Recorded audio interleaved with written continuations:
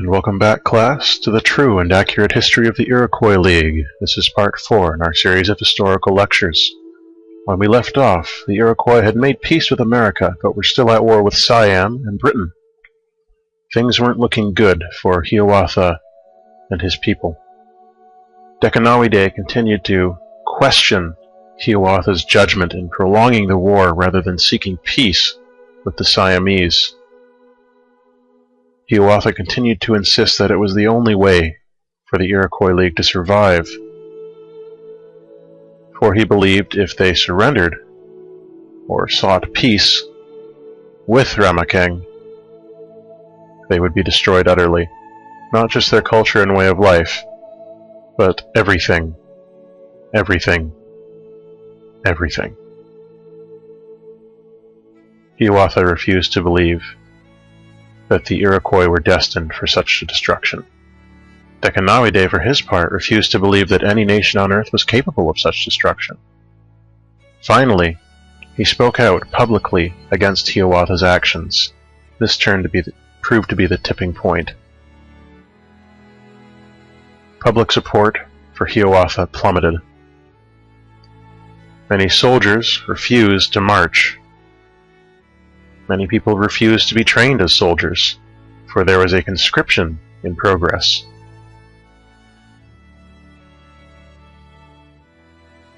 The people did not want to fight anymore. The people wanted peace. The people wanted the lives that they had been promised when they joined the Iroquois League all those years ago. Hiawatha was not delivering. And so Dekanawide began a campaign to replace Hiawatha with someone who would prove more tractable, Tadadaho, of the Onondaga people. Tadadaho had proven himself in battle against the Americans many times before, but had never sought power or authority for himself.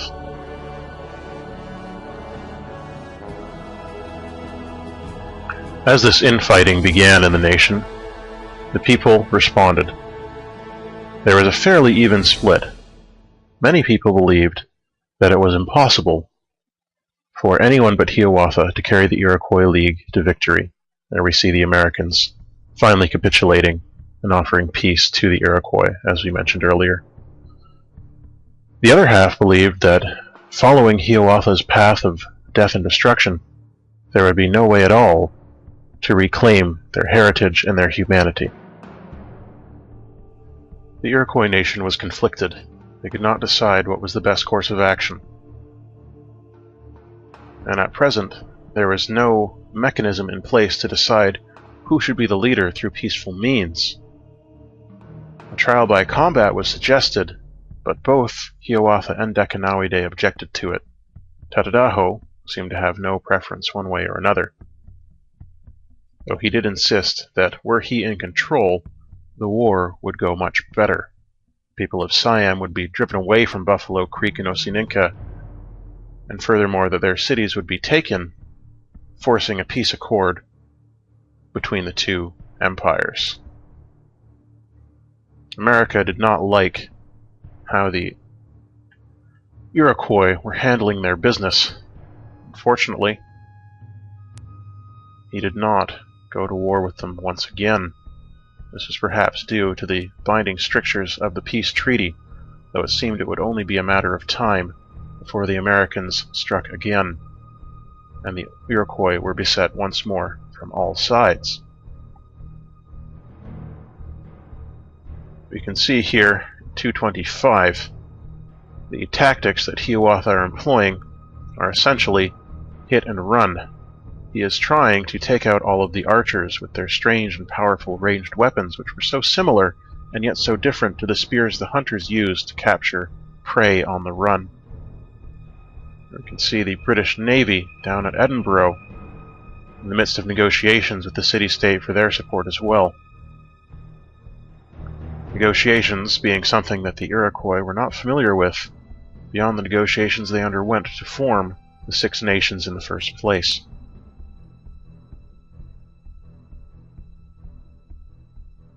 Soldiers moved east towards Osininka and Buffalo Creek in an attempt to defend them from the massive Siamese onslaught. But no soldiers were kept in the north, to protect against a possible British or Aztec incursion. This was because they believed that the greatest danger lay to the south, and they were correct, as we can see from the utter massacre taking place of the Iroquois soldiers. It was in 250 AD that a new tactic was promoted in terms of deciding who would lead the Iroquois League through the rest of the war and hopefully to peace. It was called democracy, and particularly the Republic. A nation of representation. A vote was held with all the peoples of the Iroquois nations being consulted on who should lead them into the future. 75% of the vote went to Tadadaho. People were sick of Hiawatha's violent actions. He received only 25% of the vote. As this was a direct democracy, this meant he did not have nearly enough support to remain in power. Rather than weaken his people from the inside with a civil war while they were in the midst of an external war with the Siamese and the British, Hiawatha stepped down, returned to Onondaga, and turned over control of the military to Tadadaho.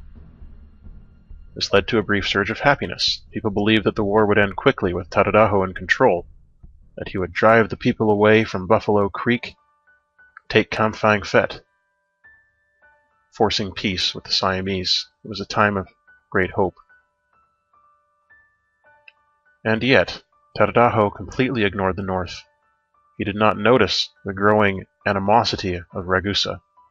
He did not notice the scouts scouring the edges of Belgrade, testing the defenses of the Iroquois League. But the people did not know this. All they knew was that there had been a change, and that change was good.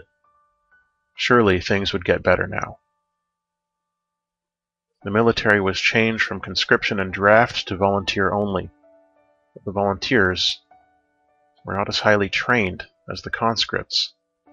This was partially due to Tadadaho's policies in terms of training, but also due to the fact that so many Iroquois were dying that they simply did not have enough time to properly train the new recruits.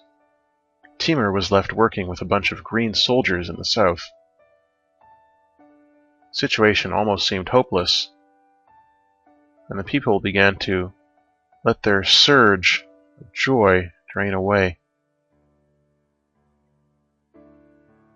The Iroquois soldiers continued to die, as the hit-and-run tactics of the Siamese cavalry overran even the mighty Mohawk warriors. It wasn't long before Tadadaho began continuing the same strategies that Hiawatha had been using. Whether he was more effective or not was a matter for historical debate. Regardless, it was Hiawatha, who had been residing in Belgrade, who noticed the scouts and struck swiftly, gathering his popular support in the form of soldiers on a trireme to strike them down.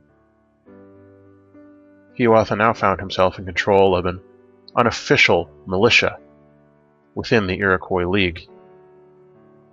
Now, a lesser man may have taken the opportunity to attempt to march on Onondaga and overthrow Tadadaho, but Hiawatha, despite his many flaws, was genuinely the champion of the Iroquois people and believed in the necessity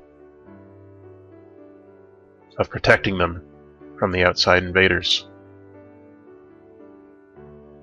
You can see the battles continuing at Buffalo Creek and Osininka, though they are not going well.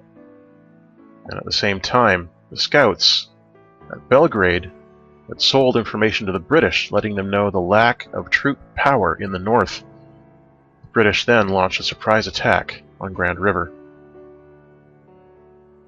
Hiawatha was not aware of the surprise attack quite yet, but he had his suspicions. His focus for now was on the scouts. This allowed the longbowmen and the British forces to launch their attack on Grand River, nearly unopposed. Tadadaho's focus was in the south, where the Iroquois continued to be massacred by the superior training of the Siamese forces. And not merely that, but the massively overwhelming numbers of Ramakang's army. Back home, Hiawatha had researched the calendar and also figured out a way to mine the luxury resources which seemed to bring happiness to the empire. His hope was that higher morale would allow the Iroquois people to resist the influence culturally of the outsiders, while still encouraging a peaceful lifestyle which focused on happiness and peace rather than worrying about war. You can see very slow headway being made against the Siamese forces, but it seemed as if for every Siamese soldier who was killed, there were 10 more waiting just south of him to take up the battle. The Iroquois people grew more and more upset, especially as word of the assault on Grand River began to trickle its way into the midst of the League. Hiawatha set out immediately with his handful of supporters in an attempt to drive off the attackers from Grand River. He was alone with his handful of men and a boat. Tadadaho refused to take his attention away from the south, believing that Grand River was a less important city due to being smaller and less tactically valuable. Hiawatha disagreed. Grand River was the gateway to the Iroquois League. With it taken, the British would have an easy time of striking west towards the remnant of their cities, sandwiching the Iroquois between the British and the Siamese, the Red Snakes, and the Siamese, who did not seem to be a part of prophecy, unless they too were red snakes or white snakes. Dekanawide's words were simply too vague to provide the proper context. Hiawatha came to believe that when he had followed Dekanawide's prophecy so blindly in attacking the Americans, he had made a mistake, weakening himself early on and showing the nations of the continent that the Iroquois were a warlike people.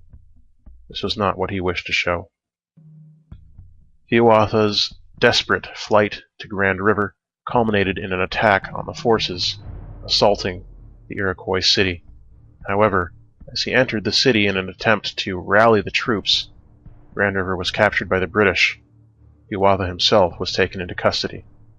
The British hoped to use him as a bargaining chip to force peace, or rather submission, from the Iroquois. As we can see here, Tadadaho's single-mindedness has succeeded in freeing the area surrounding Buffalo Creek of Siamese soldiers.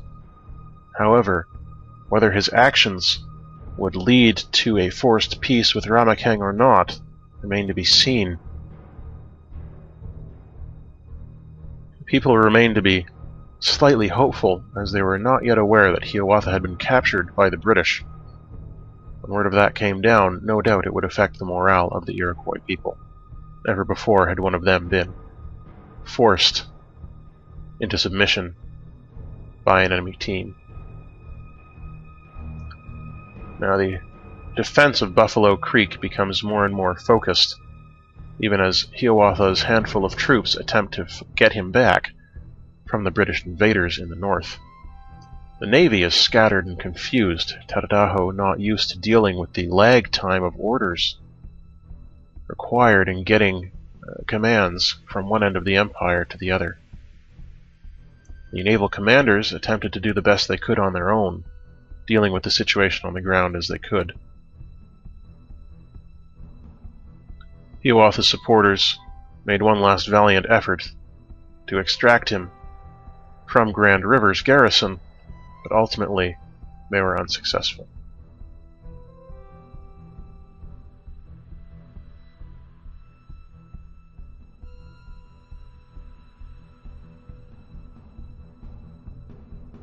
Finally, the Navy received their commands and began to return north. Tadadaho finally had to admit that the British were just as big of a threat as the Siamese, and began moving his navy up towards Grand River, hoping to recapture it. Hiawatha's supporters remained there, hoping to hold the land if they could, but the navy came under sudden and furious attack at Ragusa, which had sided with the British and Siamese, creating yet another front in the seemingly hopeless battle that the Iroquois faced.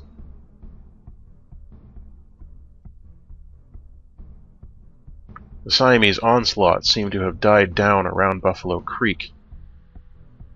But Tadadaho did not believe that it would be so simple as that. And he was correct. The war was about to take yet another change for the worse. The Iroquois League seemed hardly capable of standing on its own anymore. The people were in despair.